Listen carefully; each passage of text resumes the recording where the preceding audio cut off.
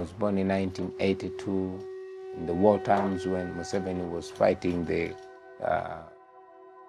current government at that time, and my father was one of the Museveni rebels, and my grandfather, having been a founder of the opposition party, then was also allied to the Museveni fighting faction. So when I was growing up, my family was disintegrated. My grandfather died when I was about 5, and many of my family members were arrested, and my family was exiled to Tanzania.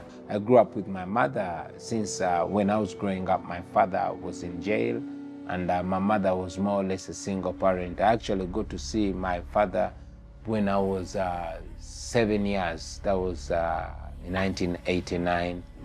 I saw my father for the first time, and it was exciting. But again, as I was growing up, my mother always told me that the solution for one success is hard work, and only hard work. So I always detested politics. I was only drawn into politics, if you like,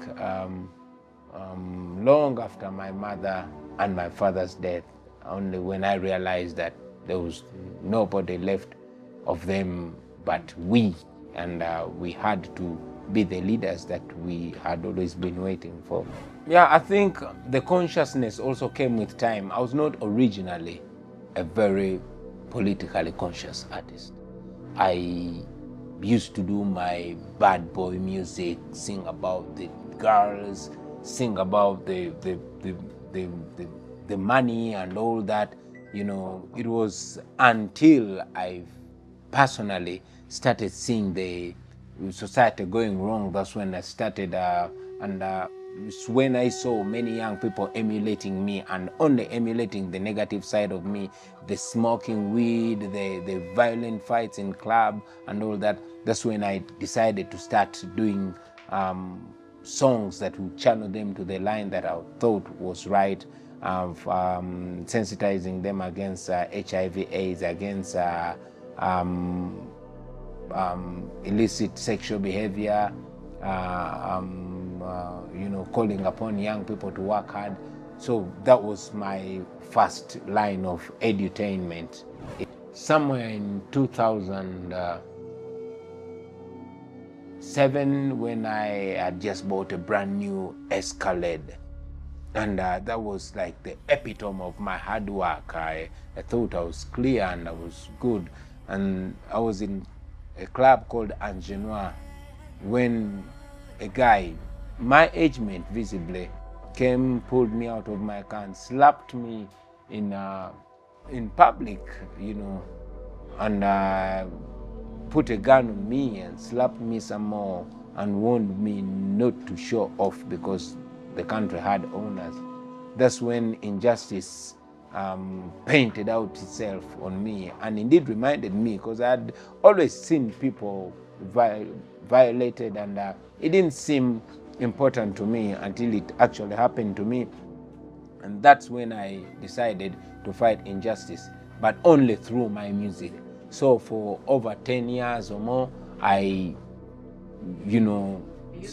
used music as a tool to fight injustice. Yeah, it was until 2016 when the election was blatantly rigged, and the military was unleashed on innocent Ugandans, beaten, and we all saw that there was no way out. So that's why I thought that maybe time for talking was over and it was time for action. Maybe that's when I realized that, it was important for people, especially young people in Uganda, to get actively involved in the way their country is governed. And there's no better way I could do it other than demonstrating and not explaining. I look at myself as a leader.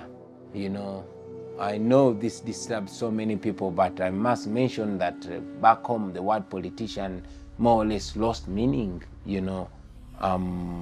a politician is more of a liar, more of a manipulator, and that's not the line I want to tread.